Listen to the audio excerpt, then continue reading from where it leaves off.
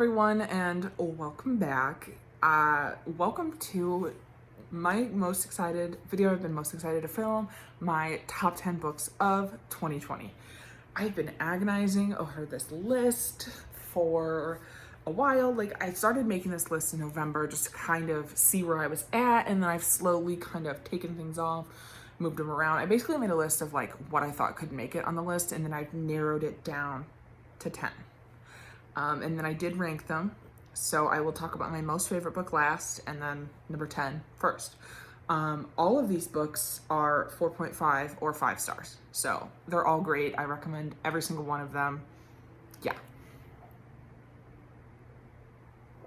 So coming in at number 10 is Ring Shout by P. Shelley Clark. This book is about it takes place during the 1920s, around just after the film Birth of a Nation has come out, or not just after, but after the film Birth of a Nation has come out. And basically, members of the KKK are, some of them are human, and then some of them are these supernatural creatures known as Ku Kluxes. And the three women that are following in this book, it's 3 black women, are basically trained to, or not trained, but they're basically tasked with trying to eliminate these Ku Kluxes. And they have the ability to see them, and not everyone does. And yeah, so this book deals a lot with racism issues. It deals with class issues. I think that for such a small book, it did so much. I really enjoyed the commentary in this book. My only critique is that I would have liked a little bit more, or like another book. I think that this could be another, like there could be another book in the series.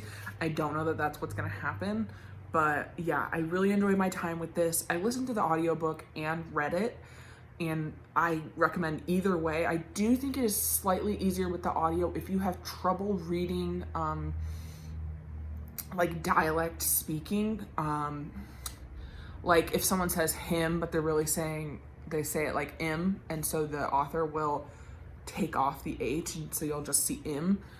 Stuff like that is prevalent in this book, so if you do have a hard time understanding that reading, I do recommend the audiobook. I think the narrator does a fabulous job, and yeah, it's also one of my favorite covers of this year. It is beautiful. I love it. I'm so glad I own it. Please read this. This has like less than 10,000 ratings on Goodreads, and I do not understand because it is so good. Number 9 on this list is going to be You Should See Me in a Crown by Leah Johnson. This is a YA contemporary with a romance, and you're following this girl named Liz who wants to get into this music school. It's a very prestigious music school, but she did not receive the scholarship that she was expecting and can't afford it otherwise. So the school that she goes to gives a pretty big scholarship to the winners of prom, like the king and the queen. And this book actually deals with the fact that it is frequently a king and a queen. And basically there's all of these events leading up to prom where the prom court is, I guess, campaigning. And so we're following her through that, and she meets this other girl through that, and she has there's a relationship. So I really liked what this book did with queerness in high school. I like what it did with those people that really kind of fly under the radar in high school. That's kind of how Liz is, and she has to break out of her shell. It does deal with racism because she is black and goes to a predominantly white school. So there are some attacks on her during the campaign that have to do with that. It deals with rekindling old friendships. I think it's wonderful. I really enjoyed my time with it, and I can't wait to see what Leah Johnson's next book is. I think it's coming out in 2021. I'm very, very excited for it. Next, number 8 is going to be Night of the Mannequins by Stephen Graham Jones. This is the first of 2 books that I read by him. This is the only one on this list, though. And I've really come to admire his writing this year. This book is about this group of teenagers who take a mannequin to a movie theater as a prank, and then things start to go really downhill after that. This is a slasher book, and yeah, this book does a lot of very interesting things. I really do like the way it's told, the way it's written, not even just in the dialogue, but in the rest of it too, is written how teenagers think and speak. So if that's not something you're into, I don't know if you would enjoy this, but I did really like it. It felt like I was being told this story by a teenager, and yeah, this does play with your mind a little bit, and it took me a while to catch on to what was happening. I felt kind of silly because I didn't realize what was going on until about 25% of the way through. But wow, I loved it. I think it's super creative, and yeah, it's quite short. It doesn't take a long time to get into, but I highly recommend this one. Coming in at number 7 is going to be A Court of Mist and Fury by Sarah J. Maas. I read both this and A Court of Thorns and Roses this year, and I really did enjoy this one a lot more. I think the ending of Court of Thorns and Roses is where it gets good, so then it leads into this, which is fabulous.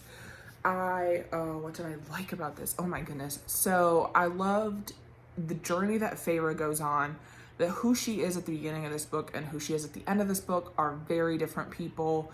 I mean, who she is at the beginning of the first book and who she is at the end of this are completely different people. But I liked that. I liked learning more about other characters that we had met before, like Tamlin and Rhysand. And then I also enjoyed the new characters we got to meet at the Night Court in this book. I really did love them. I love the story of this, and I can't wait to see where the next one is going to go. I'm like itching to start reading it. Okay, coming in at number 6 is How the Light Gets In by Louise Penny. This is the 9th book in a mystery series following the same character, Chief Inspector Armand Gamache. He works for the Quebec police. I'm not sure exactly what it translates to. They call it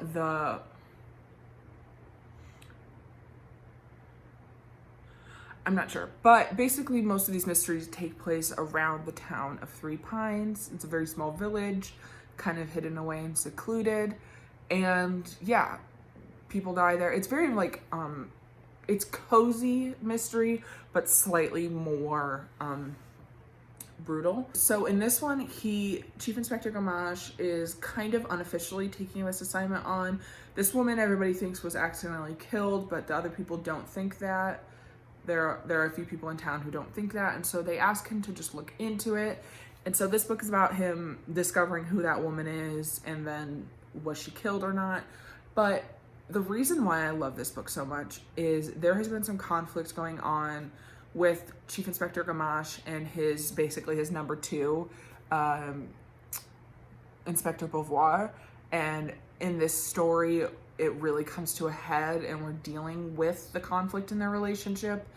And I loved it so much. Inspector Beauvoir is one of my favorite characters. Oh my gosh, I didn't mention him in my yearly whatever survey thing. Oh my gosh, I should have mentioned him. I love him so much. At the beginning of the series, you're kind of like, oh my god, who is this owly man? But he grows on you so much. I really want to read the next book in the series, but I don't have it yet. I found a bunch of these secondhand at my library, and then I haven't been to my library in so long. So yeah, I might buy the next one, or I'll check it out from the library digitally. We'll see, but I really loved this, and I think if this was the end of the series, it would have been just fine. I know there are like 5 more books, which is totally fine because I feel like I'm being spoiled now, but brilliant, loved it. Especially after the previous 2 weren't my favorite. I'm really glad about this one. Coming in at number 5, cracking the top 5 here, is The Sundown Motel by Simone St. James. I really like what Simone St. James does with dual timelines. I really appreciate it when dual timelines connect, and that is something that this book definitely does, because the older timeline, we're following this woman who works at the Sundown Motel, and she thinks it's haunted, and she goes missing. And then flash forward, I think, like, let's say 20 years, and her niece is now working at the Sundown Motel trying to figure out what happened when her aunt was there. And so she takes the job that her aunt has. She talks to people that her aunt knew, things like that. And she's also dealing with hauntings and weird happenings going on at the Sundown Motel. And I really loved this book.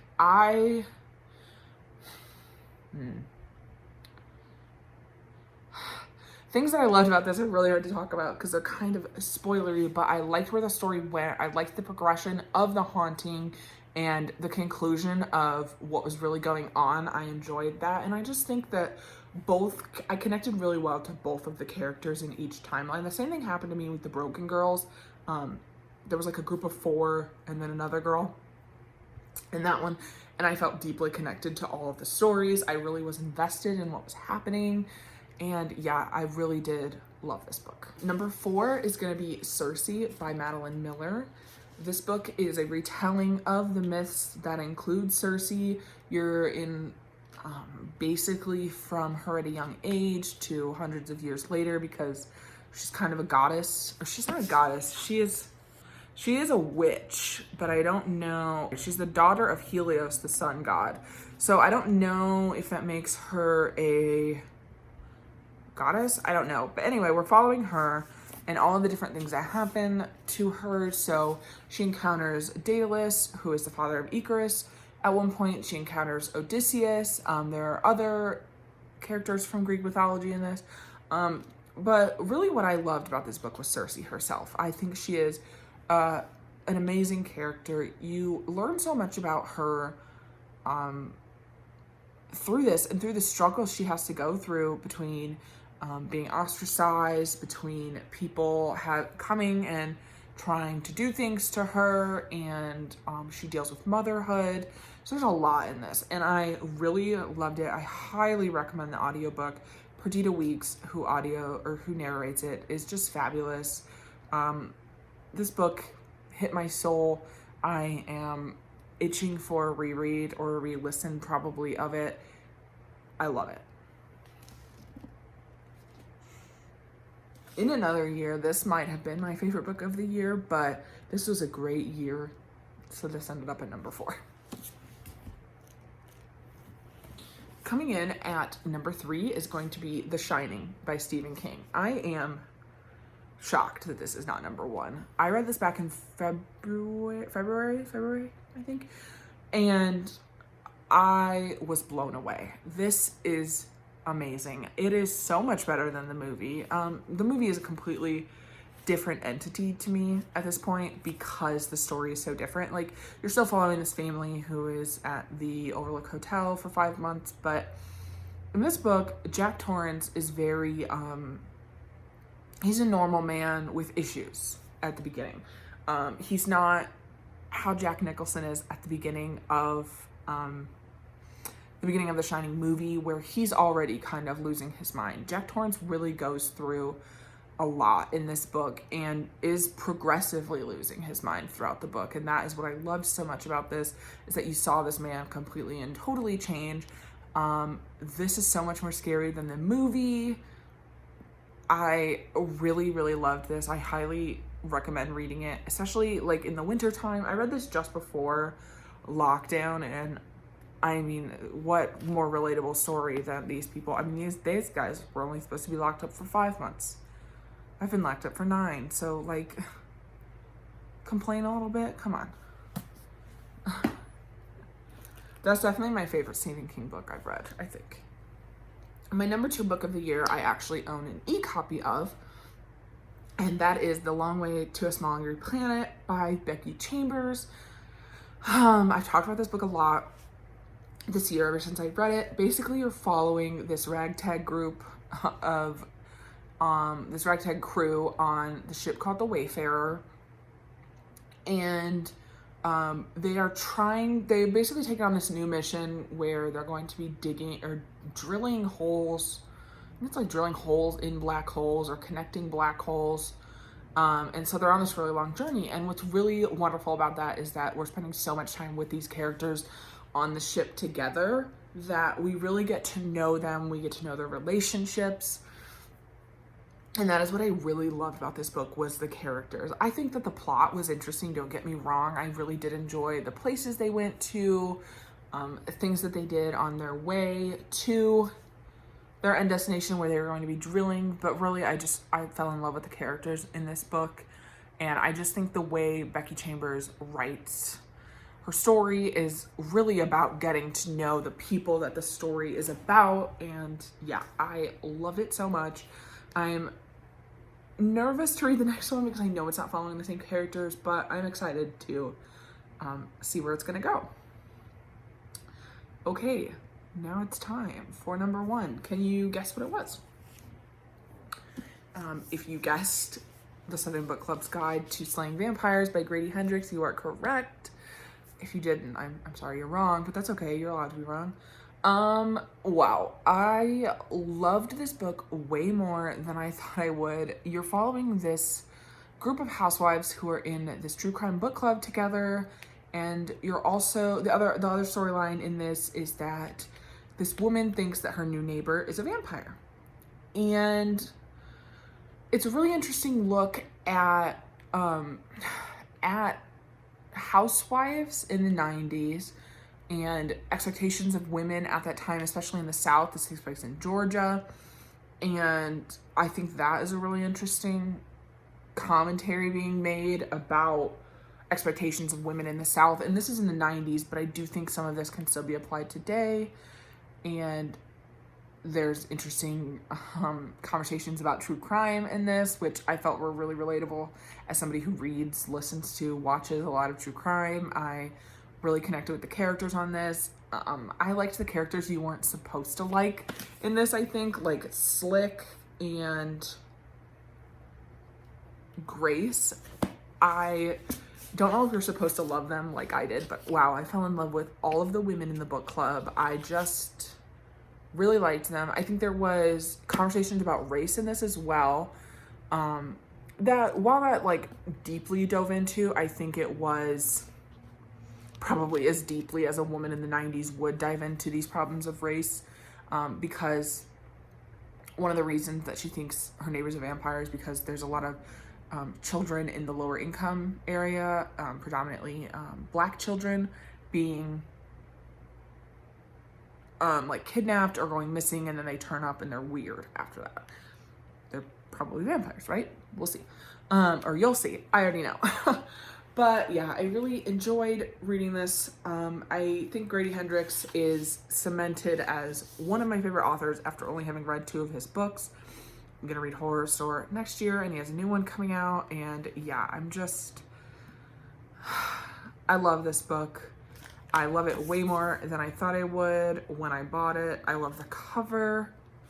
I think that the